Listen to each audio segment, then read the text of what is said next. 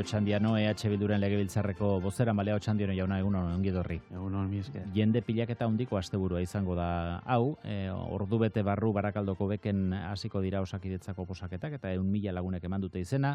San Mamesen gaur eta bihar 80.000 pertsona espero dira, zeretaken kontzertu horietan, bide batez joateko asmori paiz, zeretaken kontzertura? Asteburu honetan betetzen dira 50 urte Otxandioko eskola sortu zela, eta ospakizunak dauzkagu hor, eta geldituko naiz familiarekin. Ari emango diozu herrikoari lehentasuna.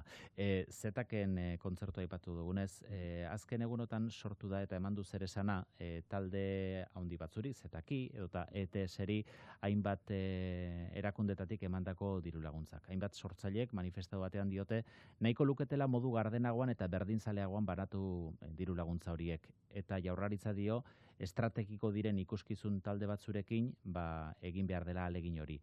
Zu salbuespenak egitearen aldeko zara?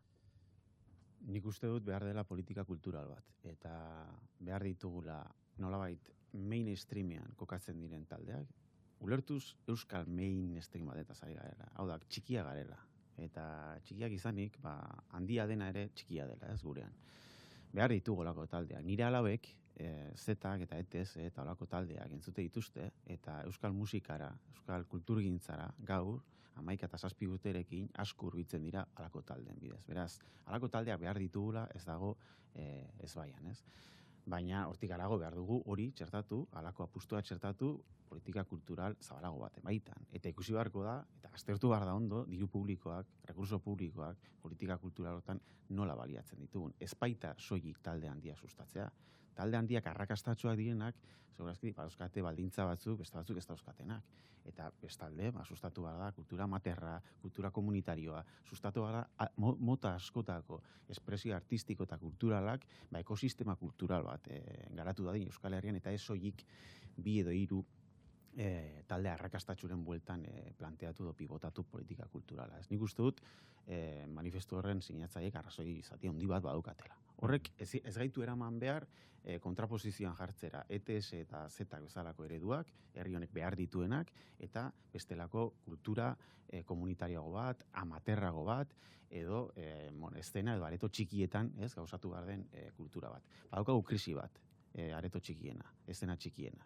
Beraz, importantea dira, ze hortik sortzen da. Hortik aterako dira biharko artistak, izan dezaketenak errekorrido bat, eta euskal kultur panoraman, ahots relevanteak izan daitezkenak etorkizunan.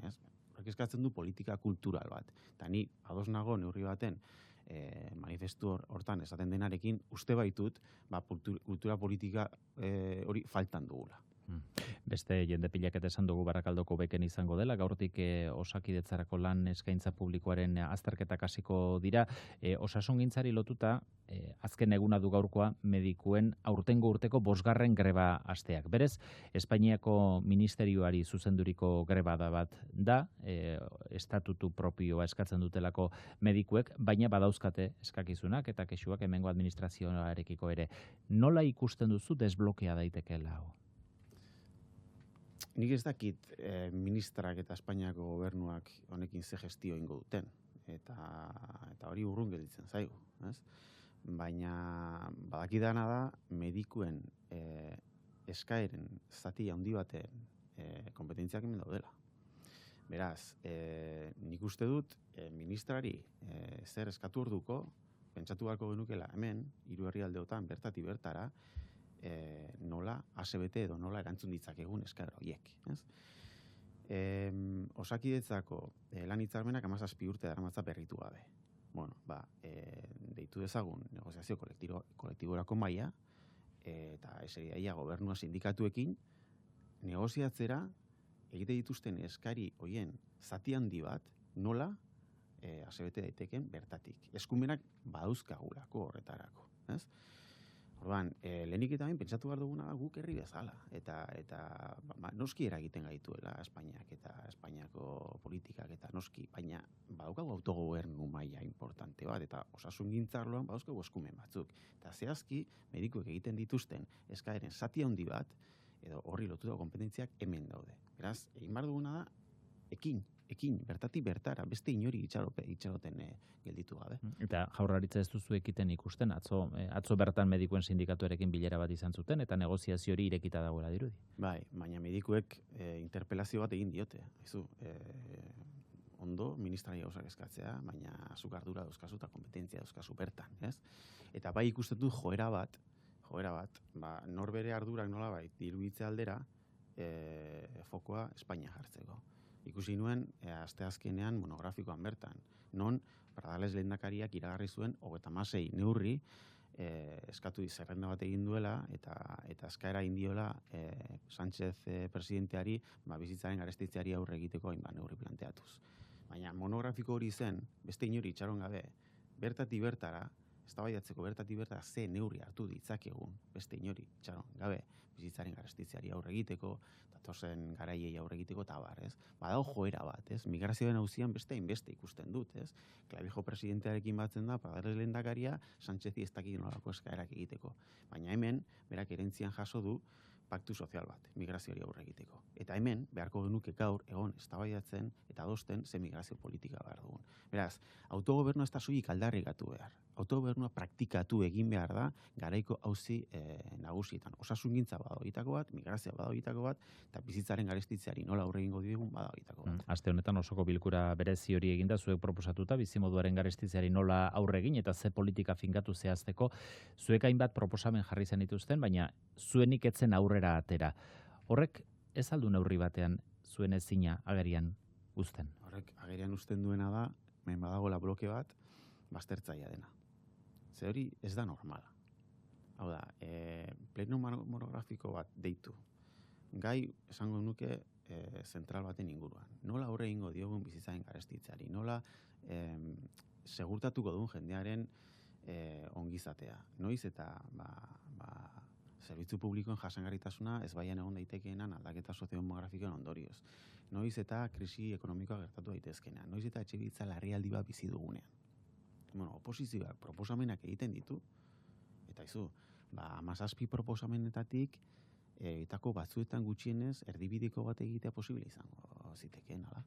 Eta espaldin bada noren zera erakusten du, ez? Noren arduragabekeria edo noren inmobilismoa edo noren itxikeria adierazten du. PNV eta PSRena sistematikoki bozkatzen dute EH Bilduk parlamentura eramaten dituen proposamenen kontra.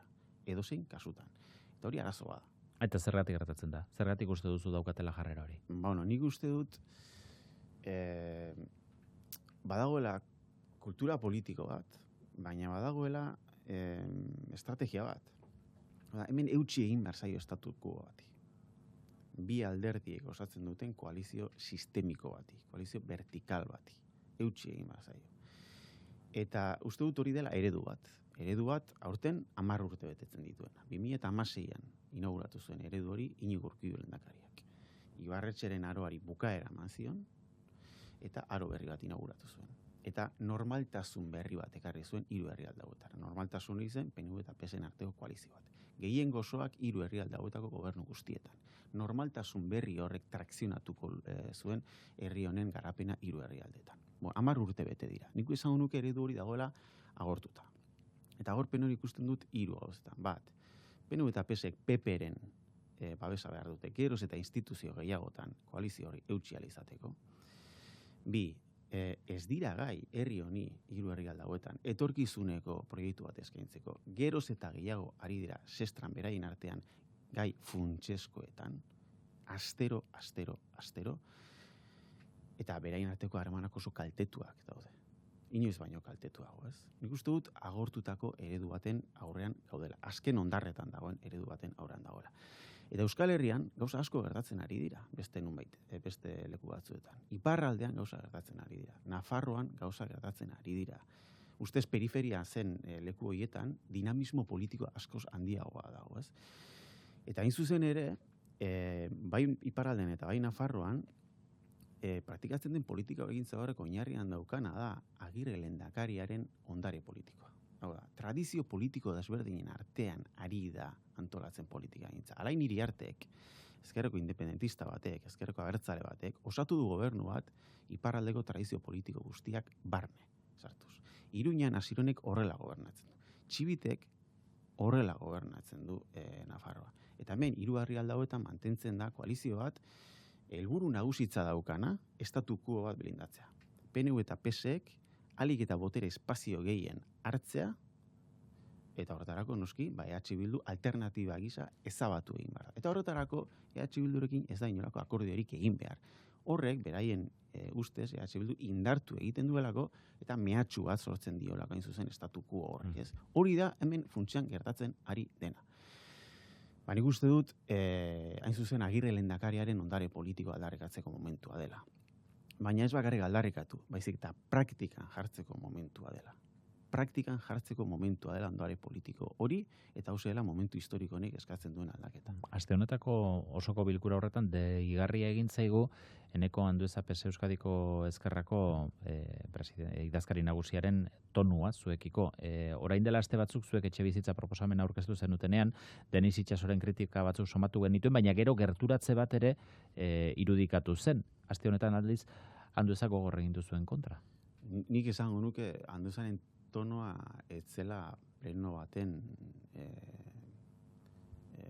pleno batek eskatzen duen tonoa. Gehiago zela, bere militantekin mitin baten, ez? Erabili beharreko tonoa, ez? Bueno, batzuk ja badaude logika elektoralista neto batean.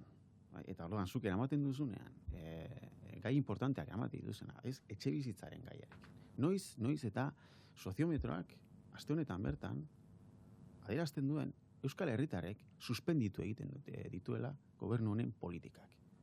Argi eta garbi. Noiz eta den lehen kezka soziala. Noiz eta egora den geroz eta okerragoa. Prezioak geroz eta gorago. Noiz eta diagnostikatuta daukagula arazo potolo bat. Eta honek fraktura sozial bat sortzen duela. Bueno, EH Bildu proposamen bat egiten du. Proposamen hori aldez aurretik maila pribatuan partekatzen du lehendakariarekin eta etxebizitza sailburuarekin. Denbora hartzen du hori aztertzeko juridikoki eta finantzieroki. Adituekin kontrastatzen du. Parlamentura eramaten du. Bueno, titular baten esan da, jaso dugun erantzuna da, ez hori Anduezaren partetik, baita ere PNVren partetik, eta lehendakariaren partetik ere bai. Ez dugu leziorik onartuko zuen partetik. Non egon zarete orain arte, eta zuek formula magikoa planteatzen dituzu, ez? Hori da gaur EAen politikagintzaren maila. Eta uste dut horrela zela oso urrun. Estebane baita ere kritikatu dizuen puntetako bat etxebizitzari lotuta da, esate baterako urte amaieran onartu zen urgentziazko neurrien legearen kontra egin zenutela, eta aldiz orain EH Bildu gidatutako errenteriako udala izan dela, hori aplikatu duen lehenengoetako bat. Horrez dago kontra esan bat. Baina hori gezurra da. Eta hortara ere ohitu gara gezurrak esatera. Ze horeretan, promozio horietan, mantendu dira estandarrak. Etxebizitza babestuen estandarrak mantendu egin dira. Edifikabilidadea, igo da, 10% babestu, etxebizitza babestuena eta tasatuena, eta ondorioz, porcentaiak, etxebizitza babestuenak, librenak eta etxebizitza tasatunak mantentzen dira bere horretan. Beraz, alderantzizkoa da, EH Bilduk frogatu du horeretan, ez dagoela beharrik estandarra jaisteko. Hau da, promozioak bideragarriak direla estandarra jaitsi gabe. Eta hori zen hain zuzen ere lege honi egiten genion kritika nagusia. Lege hau, esan genuen guretzat kontrareforma bat dela, ez tramiteak azkartzen dituelako. Guk tramiteak azkartzarekin ez daukago arazori baldin eta etxebizitza babestu gehiago egiteko, baldin bada. Esan genuen kontrareforma bat zela, etxebizitza estandarrak, hau da, etxebizitza babestuak eraikitzeko promozietan lurzoru erreserben egunekoak jaitsi egiten zituelako. Eta guk demostratu duguna horretan da, ez dagoela horretarako beharrik. Eta promozioa bideragarriak direla estandar horiek jaitsi gabe. Hau da, etxebizitza babestu gehiago eginez. Lehengo lurzoru legeak, 2006ko lurzoru legeak habilitatzen zituen estandarak mantenduz.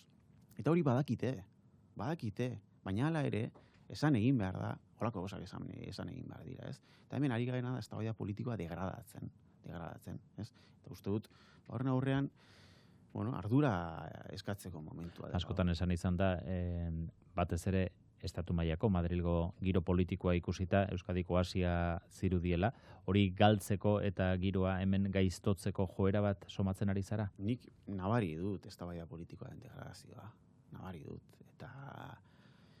Eta gusaiatzen gara, alakotan ez erortzen, ez? Baina zaila da. Pleno monografiko bat ditu eta aurkezpen serio bat egin, haizu. Honek eztabaidarako tartea ematen du. Proposamenak eraman parlamentura landuak eta kontrastatuak. Eta halako erantzunekin aurkitzea, horrek egiten duena eztabaida politikoa ezin du. Gaur 8 jakingo dugu, ea enplegu publikoaren legea erreformatzeko nahikoa indar badagoen, babesik lortzen ote duen EAJaren proposamenak. Zuek EAJaren proposamena osoko bilkurara iristea ahalbidetu duzu, abstentzioaren bidez, negoziazioari bide emateko. Aurrera pausorik izan da azken egun hauetan? Aurrera pausu bat izan zen gure partetik, batzordean, hain zuzen ere, EAJaren proposamenari bide ematea. EAJak interpelazio bat egin zion, EH Bilduri publikoki ala moduzkoa. Guri proposamena jakinarazi gabe. Publikoki interpelatu gintuen eta esan zigun. Aizuek, utzi gure proposamenari bide egin dezan, gure proposamena bide egin dezan, eta kasuan, denborak esaten badu, ez dela baliagarria, orduan preste hongo gara aldaketa sakoneagoetarako, ez? Baina uste dugu, hau ez dela zuen proposamenaren momentua. Guk interpelazio hori erantzun baikorra, positiboa eman diogu. Hau da, batzordean gertatu zena zen, guk beraiena pasatzea ahalbidetu genuela, eta beraiek gurearen kontra bozkatu zutela. Ondorioz, nik esango nuke EH Bilduk ardura ariketa bat egin duela. Ze guk egin genezakeen beraiek egin dute berdina. Eta esan, aizuek, pasatu dadia gurea, ze zuen adituek beraiek esate dute zuena partxe bat baino ez dela, aldiz gurea segurtasun juridiko gehiago ematen duela, eta beraz, denborak esaten badu, ez dela bidea, orduan saiatuko dugu zuena. Ez, zegaitik, horrek blokeo batera eramango egintuzkelako, eta ondorioz gauden lekuan geldituko ginatekelako, ez? Baina izan da negoziaziorik urratxori egin denetik, pasaden astean, pasaden ostiralean batzordean urratxori egin, eta datorren asteko osoko bilkuraren tarte hortan, badago negoziazio mahai bat lanean ari dena? Bai, negoziazio mahai bat badago, eta badago proposamen gure partetik mahai gainean oso simplea dena esplikatzen, ez? Eta, guk zuenari pasu eman diegu, zuek eskatu bezala, eta eskatzen duguna da gauza bakarra, eta da konpromiso bat. Hau da, denborak demostratzen badu, zuen proposamena eraginkorra dela, guk ez du izango inolako arazorik esateko, oker geundela. Eta, nik uste dut, nahikoa apalak izan bar garela, hola jokatzeko, guk uste du entzundakoak entzunda legegintza prozesuan, beraien proposamena nahikoa hula dela. Eta gurea sendoagoa dela, baina izu, realitateak igual komplexuagoa da eta denborak izango du. Frogatzen baldin bada funtzionatzen duela, ez dugu izango arazorik onartzeko, arrazoia zutela. Beraz ulertzen dut, datorren asteko osoko bilkuran ere, EAJaren proposamena onartzea ahalbidetuko duzuela? Esan nahi dut, orain, ikusten bada, frogatzen bada, beraien proposamenak ez duela balio, ez dela eraginkorra, eskatzen dieguna da, kasu hortan, egin dadila lege erreforma bat gure proposamenaren parametrotan. Eta uste du hor dagoela akordioa. Beraz, eskatzen duzuen konpromisoa da, zuek utziko zenukete edo ahalbidetuko zenukete EAJaren erreforma proposamen hori aurrera ateratzea, baldin eta denborak erakusten baldin badu hori ez dela eraginkorra, zuenaren terminoetan erreforma bat egitea, konpromiso hori hartuz gero. Nik uste dut arrazoizkoa dela, ez? Hau da, beraik interpelazio publiko bat egin digute. Ez? Guk onartu egin dugu. Paso emango diogu EAJaren proposamenari. Orain, denborak frogatzen badu, bide horrek ez duela balio, ez dela eraginkorra, orduan, konpromiso hartu beharko dugu, bai beraik eta bai guk, lege erreforma berri bat saiatzeko gure proposamenaren parametrotan. Uste dut, hau planteamendu oso logiko, arrazoizko eta justua dela. Eta ontzat eman du planteamendu hori EAJak? Hori da mai gainean dagoena, momentu honetan. Eta badaukagu denbora ostegunera arte. Baina denbora aurrera doa. Eta nik badauka kezka bat. Ze halako negoziazio batzutan egon naiz, lehenago ere. Eta orduan, nik jarraipen estua egin diot prozesu honi. Urrats bakoitzaren gainean egon naiz. Ostegunera iritsi behar genuen batzordera akordio batekin, termino hauetan. Eta gure helburua zen, gure asmoa zen, abstentzio bat ematea akordioaren truke. Iragartzea akordioa eta gure abstentzioa. Ez zen posible izan. horrela iristea. Eta ondorioz erabaki genuen negoziaketa jarraitzeko baldintzak ematea. Hau da, abstentzio bat ematea negoziaketak jarraitu dezaten. Baina denbora aurrera doa. Astebete pasatu da. Orduan, nik egingo duana da, datorren astea aurrera baldin badoa eta akordiorik ez badago, Pradales lehendakariari bilera bat eskatuko diot, egoera desblokeatzeko. Osteguna baino lehen. Osteguna baino lehen, datorren asteak aurrera egiten badu eta akordioa ez bada iristen, ze uste dut akordioaren parametroak argi daudela, honezkero, eta beste aterabiderik ez daukala afera honek. Eta uste dut akordiorik ez dela aukera bat, eta hemen arduraz jokatzeko momentua dela. Eta hauze dela momentua, adibidez, demostratzeko lirika eta erretorikaren gainetik, Agirre lehendakariaren espiritua eta ondare politikoa benetan praktikan jartzeko borondatea dagoela 3 herrialde hauetan. Orduan, akordiorik ez badago, datorren asteak aurrera eginela, nik Pradales lehendakariari bilera bat eskatuko diot, formalki, bion artean, desataskatu dezagun afera hau eta iritsi gaitezen datorren ostegunera akordio batekin. Euskarak akordioak behar ditu. Hori da etengabe errepikatzen den mantra bat. Hau da momentua hori frogatzeko. Hau da momentua egoerak eskatzen duen neurria emateko. Posible da, oso arrazoizkoa da, akordioa, eta borondatea behar da. Gure partetik uste dut ardura ariketa bat egin dugula. Ardura ariketa bat. Eskatu zaigun hori bera egin dugu. Gauza bakarra eskatzen dugu trukean. Konpromiso bat. Frogatzen baldin bada, EAJaren bideak ez duela funtzionatzen. Frogatzen baldin bada hori, denborak hori frogatzen baldin badu, orduan saiatu dezagun lege reforma gure parametrotan. Frogatzen baldin bada balio duela, guk apaltasunez esango dugu, haizu, ekibokatuta geunden, eta begira, gaur beste eskenatoki batean gaudez, baina akordiorik eza ez da aukera bat. Ostegunera iritsi bagara akordio batekin. Eta negoziazioak blokeo egoera batera iristen baldin badira, nik Pradales lehendakariari bilera bat eskatuko diot egoera desblokeatzeko. Euskararekin lotuta aste honetan zer esan handia eman du unibertsitatera sartzeko proban euskara azterketan izandako ez gainditu kopuruak. Eskatu duzu argibideren bat, iruditzen zaizu irizpide zorrotzegiak aplikatu direla. Ez dakit nola ikusi duzun Jaurlaritzaren eta EHUren arteko tentsioa ere? Datorren astean dator errektorea parlamentura eta argibideak bertan emango ditu. Nik hiperventilazio maila bat ikusi dut, Aztertu dezagun hemen zer gertatu den. Ez dakit, hipotesi desberdinak egon daitezke. Akats teknikoak egon dira zuzenketetan, hori korregitu halko den egoera bada, ez? Aztertu dezagun, aztertu daitezen zuzenketa biek eta ikusi adin zer den zuzendu behar dena. Edo bestelako arazo batzu daude tartean. Eta bestelako badira arazoak zein da arazoien muina, ez? Arazotako bat izan daiteke, hezkuntza sistemak denok dakigunez, ez dituela bi hizkuntzetan beharrezko gaitasunak eskaintzen ematen, ez? Nik ez da bai dago egin nuen duela 2 urte hezkuntza legean. Eta hezkuntza legeak honek, indarran dagoenak esaten du preambuloan, atarikoan, eredu linguistikoak indarran daudela, A, B eta D ereduak indarran daudela, eta artikulu baten esaten du derrigorrezko eskolaldiaren bukaeran DBH bukatuta, 2 hizkuntzetan, euskaran eta gaztelanian ikasle B2 maila izan behar dutela. Eta mundu guztiak daki hori imposiblea dela.